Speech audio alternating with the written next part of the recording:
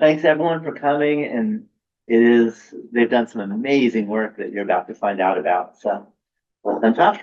Thanks, Larry. Thank you for the kind words, Larry. So we will talk about two aspects in this panel about the utility value interventions and gamification, and they came from the project funded by the Learning Lab Calculus Grand Challenge project of redesigning equitable calculus for life sciences class. So this is our team. We have 4 institutions presented: California State Northridge, Mission, Los Angeles Mission College, Los Angeles Valley College, and Temple University. And we are lucky to have all 4 institutions present here. So Scarlett is from Los Angeles Valley College, Bamdag is Los Angeles Mission College, Stacy is Temple University, and I'm CSUN. We have 5 mathematicians, 2 social psychologists on the team, 1 biologist, and we also have psychologists and social and sociologists. I guess when you mix them, that makes 2 social psychologists more, right? And that was the grant was pretty big. At the core was, okay, let's go to the next one. Oh, agenda. Okay, let's skip through agenda. So the grant was pretty big. It has many moving pieces. At the center was redesign of the Calculus for Life Sciences course, and community colleges actually had to develop a new course, which was a 5-unit course, sequence of 2 courses, in fact, articulated to UC and all the CSUs and many UCs. As a part of this redesign, we developed lots of videos, short tutorials, active learning worksheets, and that course is available on Canvas Commons. Just to search for Equitable Calculus for Life Sciences. And now, as the pedagogy is flipping the classroom, doing lots of active learning, and also doing lots of contextualization. One of the things that this course received is that every topic is tied to an application to, or at least like for every topic, there is an application introduced of calculus in life sciences. And of course, there was some use of technology to kind of level the playing field, mitigate the prerequisites. There are many components. One of the big components was professional development. We were training instructors to teach this new course. We were introducing student assistants to teach the course. And there was also some mentorship for students. Students in community college, they met with a student from Cal State. And for those students interested in transitioning to CSU, there was some activities planned. Now, we here will talk about the student motivation component. Part of it was contextualization, but what we will talk about utility value interventions, a gamification. I think Stacy takes away from here. Hi, everybody. Is it okay if I stay seating whenever everyone can see me? Okay. All right. So I'm Stacy Priniski. I'm a social and educational psychologist by training. So I spend a lot of time thinking about motivation. So I'm going to begin my part of the presentation by just sort of sharing with you the way that I think about motivation as a social and educational psychologist.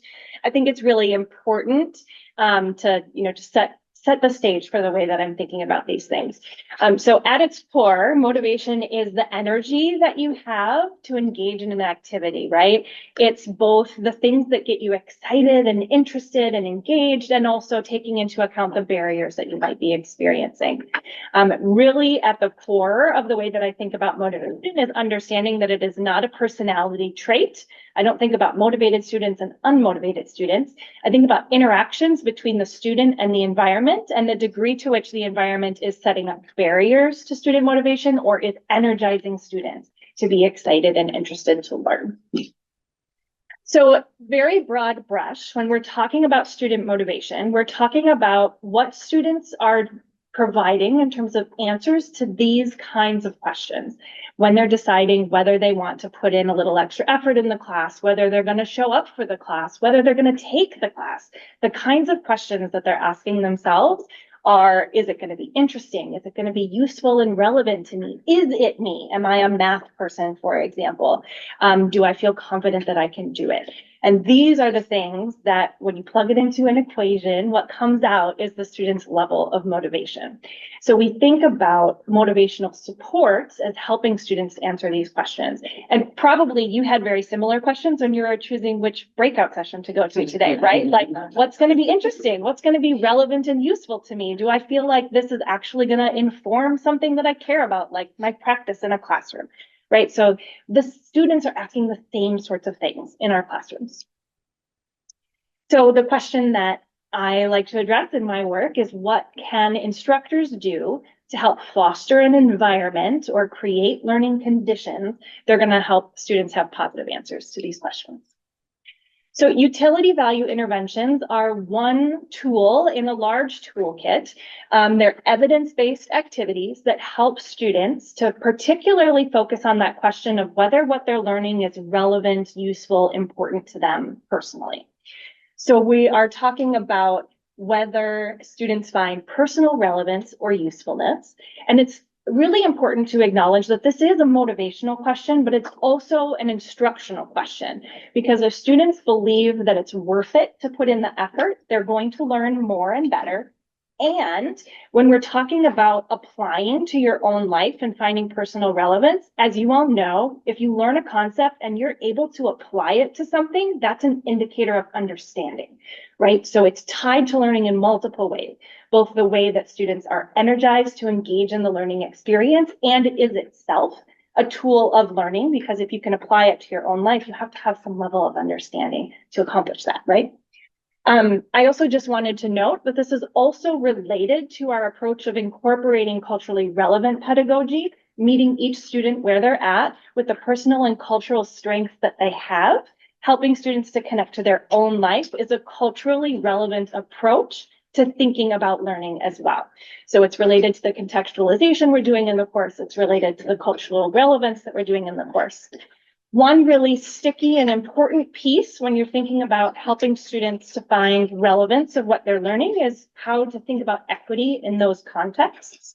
Because of course, if you make examples, make connections to what an average student might like or care about or know about, the chances of a single example reaching every single student in this equitable way, that's a really risky proposition, right? So a really classic example of this in education is a standardized test that had a question about which bus pass is going to be most economical, a daily pass or a weekly pass to get to work. And depending on whether your conceptualization of a career is a 9 to 5, 5 days a week, you come up with a different answer to the question. So low-income students were getting this question wrong because their parents worked 7 days a week, not 5 days a week. And so for their parents, the weekly pass was better, and for 5-day-a-week parents, it was the daily pass, right? So we do have to be careful and thoughtful about the kinds of examples that we're providing for students when we're helping them to connect what they're learning to the real world and to things that they care about. So I just wanted to make sure to call that out. That's one of the reasons why I think the utility value intervention is a really great tool, because it's helping students make their own connections to their own life, not just us providing examples like we do with contextualization. I won't spend a lot of time on this slide, but I like to just always say, because I'm a social psychologist, there's a lot of laboratory and field experimental work to suggest that this strategy is efficacious in college and high school classrooms. It's been used primarily in STEM contexts, but other contexts as well. So these are just a few examples of some studies that have tested this intervention and found positive impacts on students' motivation, on their performance in the course, and also, if we look at it over time, also their persistence, especially most of the work has been done in STEM. Okay, so with all of that being said, I want to talk a little bit about what this looked like in our equitable calculus for life sciences classroom. So we implemented this intervention as a set of homework assignments. There were 3 of them during the semester. They're very brief exercises that take students less than 15 minutes to do them. And in the first assignment, students are presented with 5 quotes based on what former students have said about why calculus was useful to them. We have examples of students whose names suggest different genders, different ethnic backgrounds, different ages, different majors. So we tried to give students a range of ways that previous students have thought about why calculus is meaningful, relevant, and useful to them. In the first assignment, we just asked them to read those quotes from former students and pick their favorite one and say why it's their favorite. This is opening the door to thinking about how calculus might be relevant personally to a student. On the second one, we asked them to go a little deeper and actually make a connection to their own life or career goals. And on the third one, we asked them to do that again and also reflect on whether their thinking about calculus has changed over time. These are just graded for thoughtful completion. So the lift for the instructor is relatively low. They just post the assignments on Canvas, and if a student completes it, they get credit. We tested this as a experiment in our classroom. So half of the students were randomly assigned to these utility value intervention activities. Half were assigned to a control activity where they were rating different homework problems and thinking about which ones would help them to learn. This is an example of what one of our students wrote when we asked them to reflect on how calculus might be relevant or useful to them personally. I want to highlight a couple things. One, it is really common, especially in a subject like calculus, for students to say, I didn't really expect to like this class. I expected it to be really hard. I figured it was mostly for math people, but actually over time, my perspective did change. This is the money right there, right? Like that's what we're going for. They talk about the way that the real world examples in the course helped them to think about applications. And then they talk about thinking about why math actually matters in the real world, right? So these are the kinds of things that we're trying to get students to work through themselves through these activities. So when we looked in our first couple semesters of implementation, we saw an average increase in grades with this intervention of almost half a grade point. We also saw that this was increasing students' confidence that they could engage and be successful in calculus. Again, this is related to if you can apply it, if you can think about using it, you feel confident that you can do it, right? And we also found that they told us that they felt the class was better preparing them for their future career if we gave them the opportunity to reflect on how they personally might use calculus in their future career. Makes sense, right? So these are really exciting results. When I see an effect of half a grade point, I get real skeptical. I hope that you all do too, and I want to acknowledge that. So on this next slide, we'll show you what the effects looked like over time. So in our first term, the effect was actually about 3/4 of a grade point, and then it was a half a grade point, and then it was a third of a grade point, and then it was a 1/10 of a grade point, and then there was nothing in that last term. It's good to be skeptical, right? Nothing is magical, but we wanted to understand why is the effect changing over time? Why might the effects go down over time? How are students engaging with the assignments? What might be different across terms? So when we dug a little deeper into the data, what we saw that what was changing was actually students' participation rates in the assignments, not the impact of the assignments. So if we look just at students who did all 3 assignments, you can think about this as being like the full dose of the intervention. We actually see really consistent positive impacts of the intervention between a third and a fourth of a grade point. Sorry, I lost my train of thought for a second there. It is important to note that of students who did the assignments, most of them did all 3. But those who did not benefit from the intervention, and the participation rates were going down over time. So the reason why we don't see effects in these last 2 terms is because fewer students were doing all 3 assignments. So this is not a tale necessarily of an intervention that stopped working. It's a tale of us needing to do a little bit more work to make sure that students are fully engaging in the assignments. It is also not the case that this means it only worked for the best students, the ones who did all their homework, right? This is the comparison of people who did all 3 control assignments to all 3 utility value assignments. Everyone in this graph did all their homework, basically, right? We still see a positive benefit. And actually just whether you did all the assignments is not that strongly correlated with grade in the course. So most students did all three, and when they did really well in the class. So that is the utility value intervention piece. Like I said, this is related to a lot of the work we were doing on culturally relevant pedagogy and contextualization and other things that were part of sort of this global change to the course. But just relevance is not the only aspect of student motivation that we wanted to support. And so with that, I'm going to turn it over to Alex and Bomdad. I'm sorry to interrupt. Yeah, questions, Yeah. questions. Yeah, I know I forget. Is it the same students that are going in all 5 terms? No. Year? No. And any student that repeated the course, we only took their data from the first time they took the course. So I guess if that Which was was a the small case, why would they group. stop doing the work over time? It's a really great question. Some of, I don't have a perfect answer for you. The students are different. The instructors are different in different terms. And I don't know if you all have noticed this too, just the feel of the classrooms over time have changed. Each classroom has a little bit different personality. And our instructors have observed that in general, engagement in class activities has gone down a little bit over the course of the project. Is that fair to say? It is fair to say, I would say that we're starting to see post-pandemic students, a little bit different behaviors in classroom. Yeah. And the second component was that we were starting to rotate in new teachers into that, material. And maybe they were not pushing the assignment aggressively enough, so it could be part of mix of the two. Yeah. I'm just curious about the motivation. Could that have changed as well? Or, maybe not taking it as seriously? When The students or the faculty? both, right? Both in that case. Yes and yes.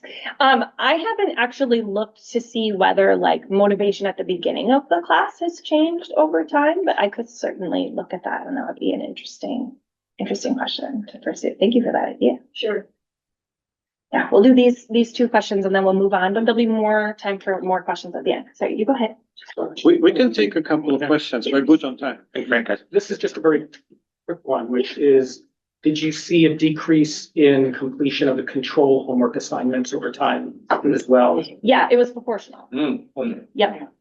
Yeah, it wasn't the case that fewer people were completing the utility value assignments. It was that just overall students were completing fewer assignments. 4%. Yeah, There great was- question.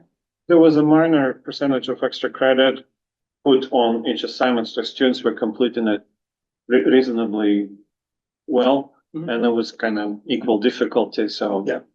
From the level of instructor, I wouldn't see that student preferring one versus another. Yeah. And even in that last term, I'd say probably half of the students did all 3. But in our first term, it was like 80% of the students did all 3. Yeah. So it just went down, but it was across both utility value and control. Really good question. So you kind of almost addressed the question I had, maybe, what percentage of the grade did actually, come from, completing these assignments? So you made it extra credit. It's an extra credit, but it's a very big training. I think it was officially could replace a homework.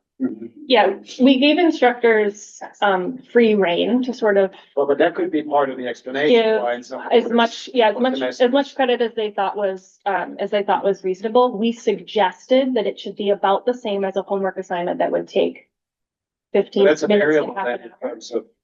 Yeah, and What it they- seemed like they all did it pretty similarly, but it did. Instructors had different opinions about how it fit in their class over time. At CSUN, it was fairly uniform. Across the colleges, it was different, but at CSUN, where most of the data comes from, that's how it was at all instructors. It replaces the homework. Regular homework should take you about half an hour to complete, this one 15 minutes. So students who didn't have perfect scores, they would be interested to complete those instead, to fix this course.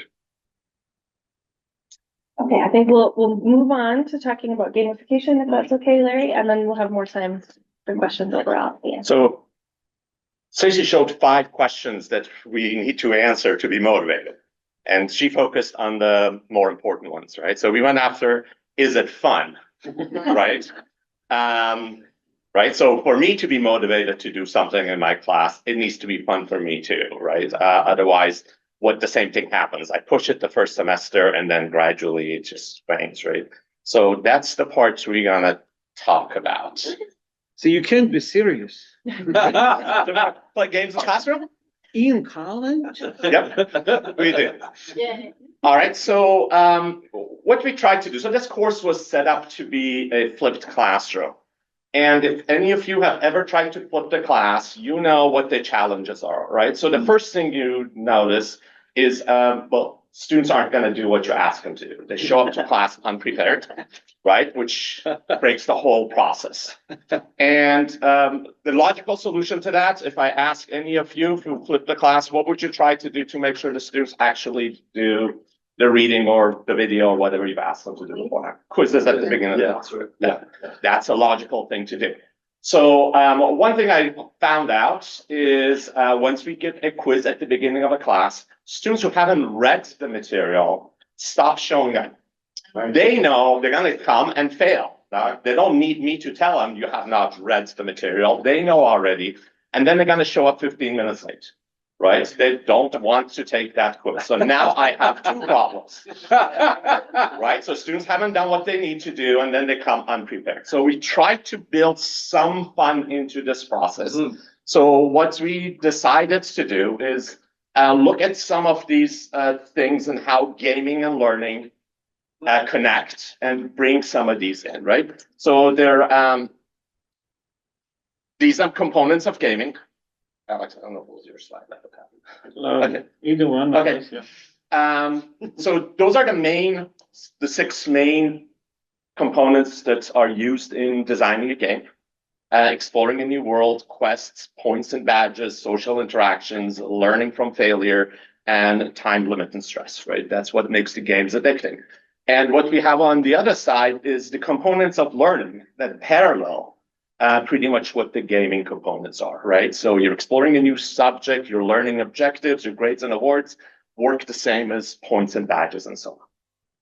Okay, so the trick is now deciding how to take these things and applying them in the classroom, right? So the first part is the random reward part. And what they do, well, the better question is, well, why would I want to bring this in, right? So random rewards, point systems, challenges and levels, leaderboard and badges, quests, role-playing, each of them has benefits in a class, right? So random rewards creates enthusiasm, builds persistence.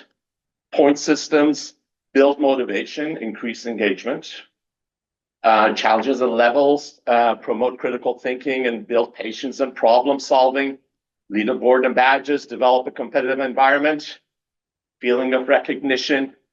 Quests encourage collaboration, teaches information gathering, and then role playing, again, creates engagement and creativity. So we kind of tried to see if we can build some of these into our classes, right? So the first one was the randomized reward. Okay, so as I mentioned, my challenge was how do I get my students to do what they're asked to do and also show up? So now what I did was after the quiz was given at the beginning of the class, and after the quiz was given and collected, we would spin a wheel. And based on where it landed, that's how many points that quiz was worth. So some days it was not worth a lot. Some days it was worth a lot. And notice there are also 2 free points. Right? That's what gets you to Vegas, right? You keep putting in your money because there is a small chance that you could actually win, right? So if it lands on those, it doesn't matter if you got the question wrong or right, or you handed me a blank piece of paper. As long as you handed me a piece of paper, you get a free 20. Notice it says coins. I'll get to that in a minute. Okay, so these don't go towards their grade. They go towards perks. Okay, so they can get a 20 coins, and that's why I said coins, doesn't average into their grade. They can exchange it for perks later on the semester. And we'll get to that in the next slide. Okay, so you can create one of these wheel of names. It takes 10 seconds to create one. You can just divide it into 20 pieces and decide how big each piece has to be. The pros, again, encourages students to prepare, in my thoughts. But at least show up, right? So I noticed that the students would show up, whether the new material or not, because there was a small chance they could get free 20 points. Nice. It's a very small chance.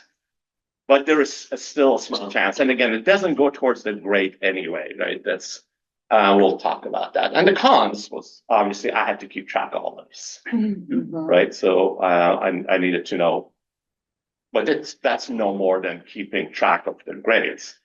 The second part is really keeping track. Questions of that? How many students do you have? Well, so that's small. That class was not very big. This was it's a brand new course to a community college. We get about 15 and 16 students. So How do you keep track? just on a spreadsheet. Okay. It just was a little extra work for me to keep track of this.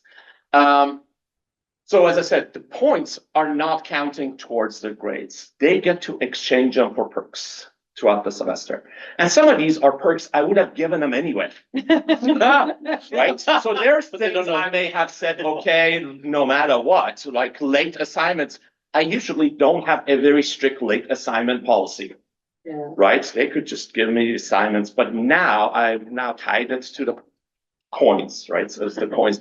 They actually use them similar to a video game, right? You use the coins to buy things in there. So they can buy extra 2 days to complete an assignment, right? They can use it to use a minute during a test to look through their notes. Okay, if they have enough points. Yeah. They can bring in a piece During a test. during a test. So it's a minute. Look through your notes. Again, the other thing is we have a theme. So usually have the students choose. That was a Harry Potter theme that semester, right? So they could purchase a cloak of invisibility and look through the notes for a minute during a test, or bring a page of notes with them if they had enough points, right? So they would use the points to buy these perks. And again, pros, they were much more motivated to complete tasks because they think those points are now valuable in a different way than they were before. Before they were part of a grade that's really abstract. And now they're kind of a game thing. They understand how those things work. Right? The cons, again, keeping track and During the balance. exam, live during the exam of people. Well, no, they would need to let me know beforehand. Oh, okay. Right? Yeah, that during the exam, I'm not going to go and try to figure it out. So if they had enough points, they could let me know before the exam. I'm going to use this if I need to. And they would only 1 minute. Yeah. Okay. All right. So the other thing we tried to do is set up some other psychological bonuses in there, gaming strategies, extra points for early completion of tasks. So if they have a homework assignment, they did it early, they would get more points than they would have had normally. A decoy point distribution I played around with. I don't know if you're familiar with that concept, but you see that a lot when you go to a movie theater. The price differences are so little that students or you end up buying the larger one because you think it's such a good deal, right? For 50 cents more, I guess that. So the middle one's never intended to sell, right? It's just there. So I tried to kind of combine assignments together. So if you do all 3 of these, you get maybe 50 coins, but if you only do 2, you get like 45, right? So they were more motivated to do all the assignments. Again, parlay those extra points for completing multiple tasks, right? That's how, if you do anybody gamble on that? That's what gets people addicted to all those. Yeah, but there's plenty of addictive like games. Right. They're not like, video games that you spend hours on. So, all right. So the other thing we tried to do is set up some leaderboard and badges. That's already built into Canvas. If you do, there's a Canvas badges, used to be badger.com.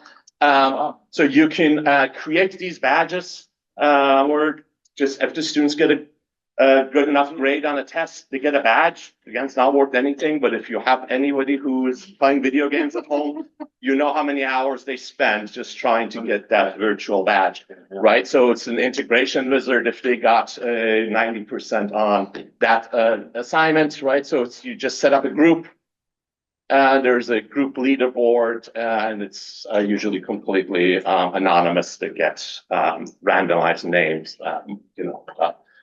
I forgot, these are something Panda. But again, it creates a sense of achievement. The set goals, they all want to collect all the badges. You spend a little bit of time designing them, they like to collect them. It's already pre-built in Canvas if you are familiar with it. Again, lower ranked students are slightly demotivated if they see they're low on the list, but again, you can't win it all. All right, so Alex tried some other stuff. So you can also make a game as part of your course assessment.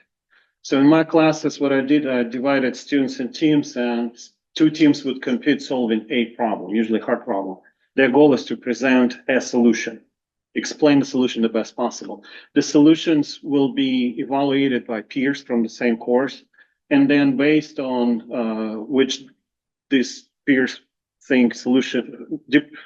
Now the peers think who did a better job, and depending who did a better job, they distribute their award points correspondingly.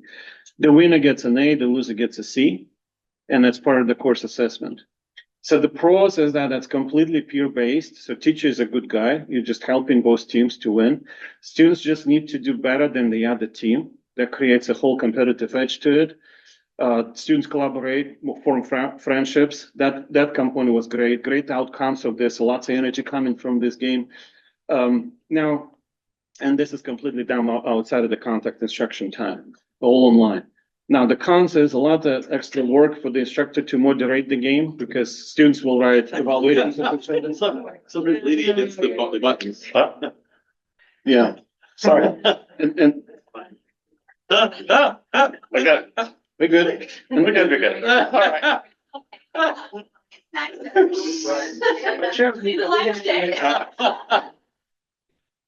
Lines are the middle buttons. They went up, it's actually the middle button. Thanks. Okay, and The bottom button, you go back down. Thank you. You okay with the lights on? yeah, Yeah, let's get so up. Can you get up? one of the difficulties with this form was that first year students, the beginning students have difficulties to socialize form groups. So that was the problem. But overall, it was an interesting experience. Okay. I'm sorry, can you back up there? So this is a game instead of a test, is what you were, It's on the side of the test. It has it's had 15% of the credit. okay. And the game, so first of all, credit is given for winning the game and credit is given for evaluating. So, but it's 15% of the grade in the course. So it was a mandatory activity. And I got some complaints in the beginning, but once the game kicked in, it was actually a lot of fun. And it's not possible to fail, like it's A. It's not versus possible C. to fail. And my instructor hard, if I get like good output, I change it to B minus. Because like the way this, like when students engage, and most of the time they engage, I just couldn't bring myself to give a C. So I just said, rule changed, A plus to a C, B minus. Yeah. The most difficult part is the workload because you have to process the solutions, you have to respond, like when students submit critiques on each other, not always, it shouldn't be immediately published. Sometimes they go a little too harsh. Most of the time they have very good critiquing each other. So you have to moderate them. But overall, it's a lot of fun to play. A couple of rounds during the semester, 3 rounds tops, but I'll usually end up playing 2 rounds. That's a good question. How do you deal with conflict within the teams? Very good question. I don't want to say for the record, there's ways to mediate that. Yeah, on the personal level, you just talk to the student, you create a deal, like say, okay, drop the ball. You will have your B guaranteed, whatever happens to the team. And usually that actually resolves itself. So then the team finally realized that nobody's going to pull in the weight. Then people who were lost, they suddenly reappear and they try to do everything. The good news is that in this game, you can submit just a napkin with like a little bit written on it. It will count as submission. So this is guaranteed. You just need to do better than the other teams. And that's where the whole thing comes in. And it's not possible for both teams to get an A. Not possible, but there is a tie situation.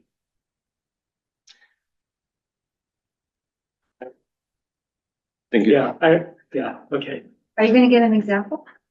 We reserved the time for something else, but I'd be happy to talk after I show you the outcome that student gives. The problem just comes from the section in the textbook, but in the hard part of the like you just pick up a hard problem from the end of the section. And students can do any resource they want. They can use a teacher, friend. Their goal is to present the solution the best way possible. And students were submitting videos, recorded videos, excellent lecture, 3 minutes, breaks down the whole problem beautifully. And students were submitting something written on the last moment on a piece of paper, and it's incorrect. And sometimes the incorrect solution actually wins. And as an instructor, because the rules of the game, it's the evaluators decide who wins. So the only ones happen. Usually the crowd wisdom choose the correct solution. So we do have an AI tool that we're gonna share with you guys Yeah, to so- use for gamifying your courses. And that could probably be used, so kind of, I find that it motivates students to work in teams. Definitely friendships. Like all of this concerns about like some students don't pull in the weight, that's still present, but the friendships were formed, it's visible. And performance of students seems to be stronger on the final exam after that exercise. So how big are your teams? So usually 3 to 4 people. So from a class of 30, you get like 8 teams, and I think the other factor in here that plays a role is, at least in my class, it's a flipped class. So students are used to kind of working together, right? The second they walk in that door and they finish the quizzes, they're already working together on some material. So they kind of build those teams by default. and then they sit together. And then interesting, the competing teams like look at each other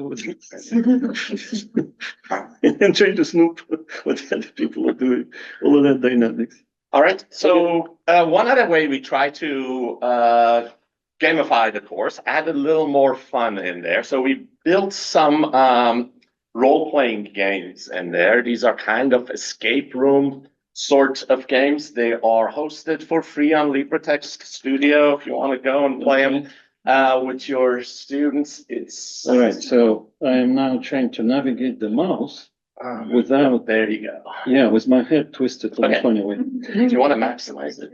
Go ahead and tell me. Yeah. So we put together a couple of teams, which are the escape room scenarios. So we're big fans of escape rooms, so we decided why not, right?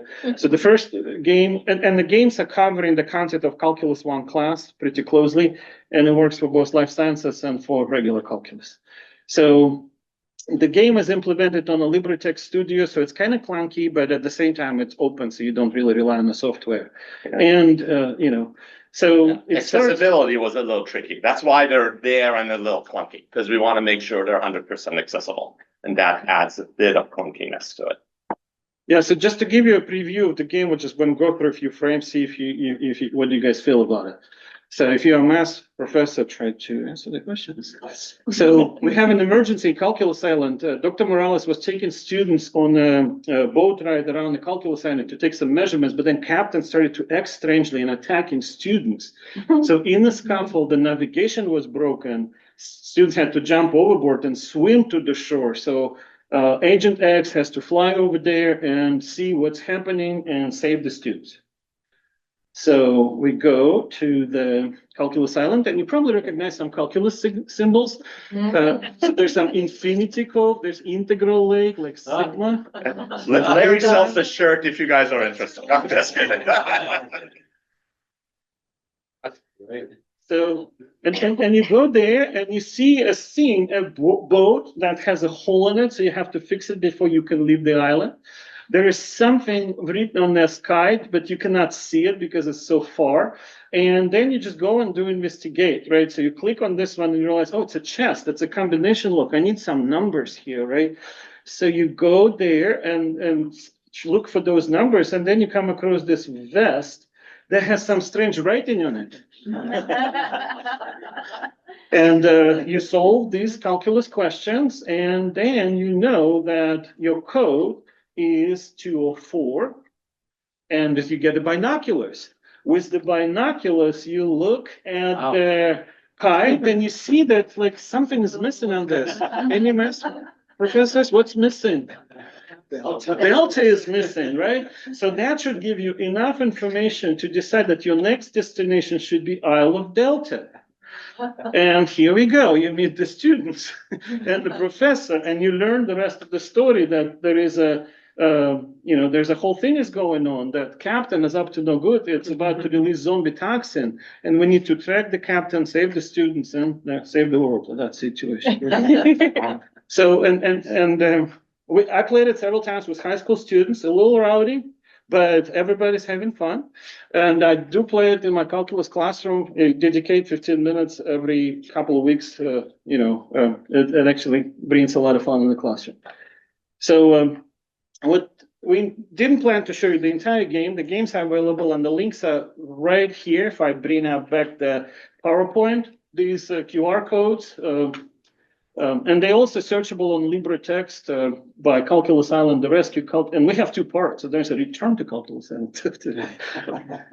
By the way, the PowerPoints are uploaded into the app, so if you want to just find them, all the stuff's there. The question was, are these editable to adapt to other classes? Like, let's say I want to take this and make it into a discrete math class. So can I edit because I have to change the math, some of your clues. Excellent question. And we postpone. Okay, yes. The answer is yes. First of all, anything on LibreText you can clone. You can make a copy of your own, and then of course it's I up. see. Oh, that's good to know. And second, one of the difficulties that we had with this is to come up with the scenarios and the problems. And the images. And Bandas may have answer for that on the next slide. Well, the image is not, right? But, so yeah, finding the scenarios and, again, trying to come up with interesting ideas to gamify different lessons was, a little challenging. This is 3 years ago. And then all of a sudden last year, AI came along and all the hours and hours we had spent now can be done automatically in a few seconds. That's true. So we have, Okay, it doesn't work anymore. Oh, you need to. Advance the slide now. Yeah, so. Okay, that's the game. Okay, wait, where's Okay, there we go. Yeah. Okay, so we built a chat box there. You can go there with the QR code. If And you there's want to no use the QR code, then I'll switch to the chat Okay. button. So if you want to switch to the chat box. Nobody wants the QR code? Okay, I'm switching now. No, wrong one. Well, it's a wrong one because we need to go to the right one. Yeah, okay. Okay, so it's designed for you to use. You can use it in any course, any subject. So the first, it asks you, what is your lesson topic?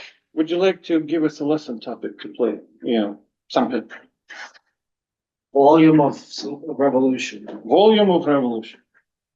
You may not understand if you don't know solids of revolution. Yeah. Solids Because of, it will go revolution of. Yeah. French Revolution, perhaps? Yeah. French Revolution. Try the French Revolution, actually works. Okay, solids of revolution. Okay. Theme. Do you have a theme? Anyone want to pick a theme? Horror movie. It's Halloween. Halloween. Horror movie. Yeah, I guess horror, or zombies, or horror. Yeah. Okay. We can try zombies next time around.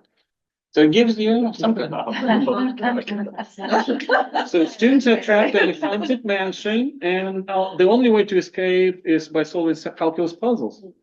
Of course. Yes, let's do it. Now, you can ask it to be more specific, to be more elaborate. Turn it into a riddle. It will do, it actually does very well with riddles. So. Do you want a QR code? Okay. Wait, where did you keep it? Okay. I see. So do you think this works well with like linear algebra or different? I've kind of just played around with it and just threw in French Revolution and just different topics, chemistry. It was doing well. Pretty good. Is it gonna be doing really well with super technical stuff? I haven't tested it. I've mostly tested it at this point for calculus topics because that was my goal. But it's there. You're more than welcome to I would say linear algebra should be okay. Anything that's very widespread, because AI learns from us. Right? That's true. So if there's enough stuff in the internet, the chances that it will give you something useful. If you go up a division, probably not. So if you pick a theme where the students, again, I said they pick Harry Potter's, right? So if you ask it to create Harry Potter themes, it will create problems and puts a Harry Potter theme around it. So I think we're on time, so we probably should cut the presentation here, maybe answer questions. Well, you have some data. I don't know if you had, yeah, we're good. Let's skip the data. All right. Would be happy to answer questions, and then 5 minutes, like 2:15, we should bring the evaluation screen, so. Yeah, but we have about Can you 7. bring the QR code back, please? With pleasure. Okay, is that the That's not the one. Okay, there you go. QR for the AI or QR for the game? By the way, any of you are familiar with PlayLab? Okay, so this is Create or Play Lab. It's a free app thing. If you go to playlab.ai, on the top right corner, you can join a cohort. You'll get access to creating your own chatbots. It could not be easier. Literally, you just say, give me 2 gamification and ask me what topic. And it will, you may want to put some fences around where it goes and looks, but other than that. So they're starting the November cohorts right now. They're allowing you to sign up. So if you haven't done so, do it. It's worth it. Takes a little bit of time. I Yes. just wanted to add that now they have, you have to pay $250. It's not completely free, but you can apply for a scholarship and you will get a free code to add the class for free for November cohort. In the November cohort, it's not free anymore? Well, it says it's usually $250, but if there's a tiny letter, so you can click here to get scholarship. Wow. Okay, well. To apply for scholarship. Okay, so that's new, right? Because it was free until October. But just if you're community college faculty, I know the state chancellor is negotiating with PlayLab to provide it for free for all that. All right, any other questions? Yes. I have a question. It's not necessarily just on this.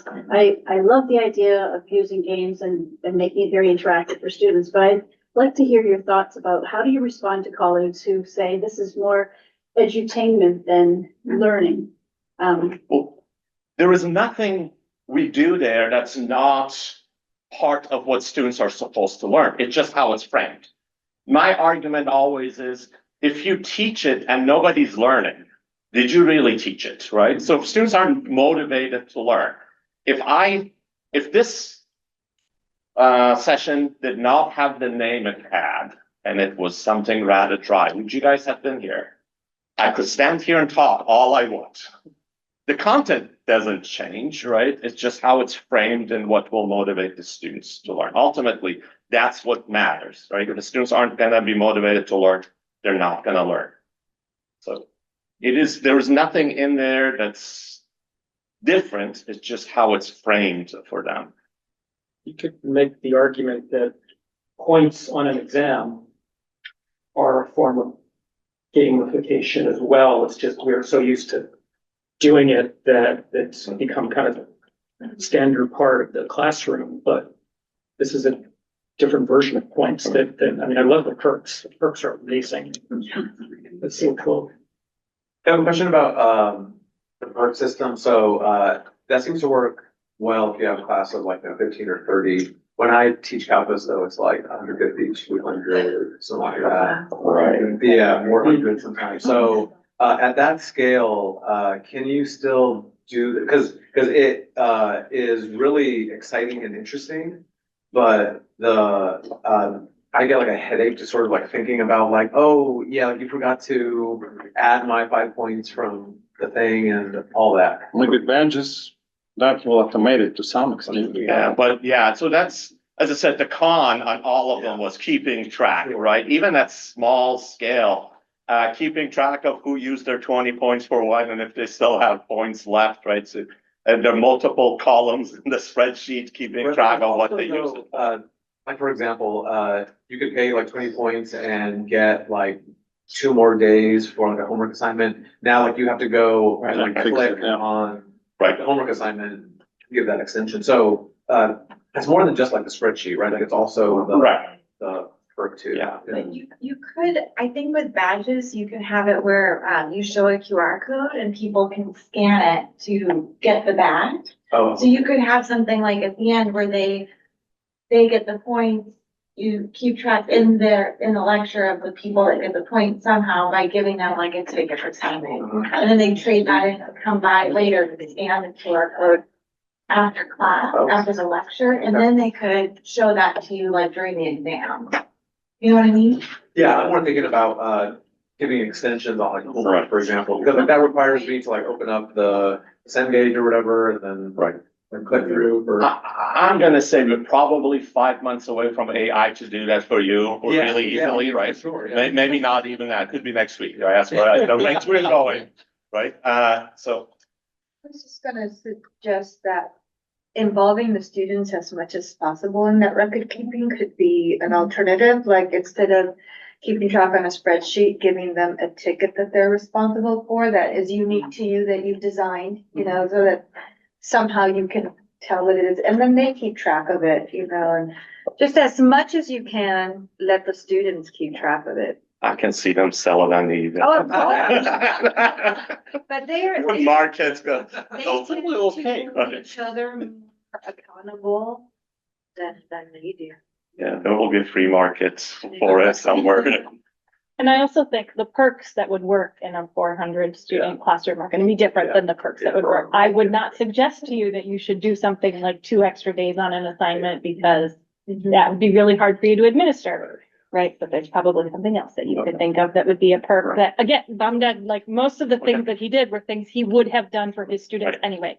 So it's thinking about what kinds of flexibility do you provide to your students in a 400 student classroom and then incentivizing those things as perks. Maybe you could do a, collaborative, so they'd have to have at least, I don't know, 10 people get together and they buy extra time for the whole class. Oh. Or. That's really nice. Easier to do like whole class. Because it's easier to do. things. Actually, that's really good.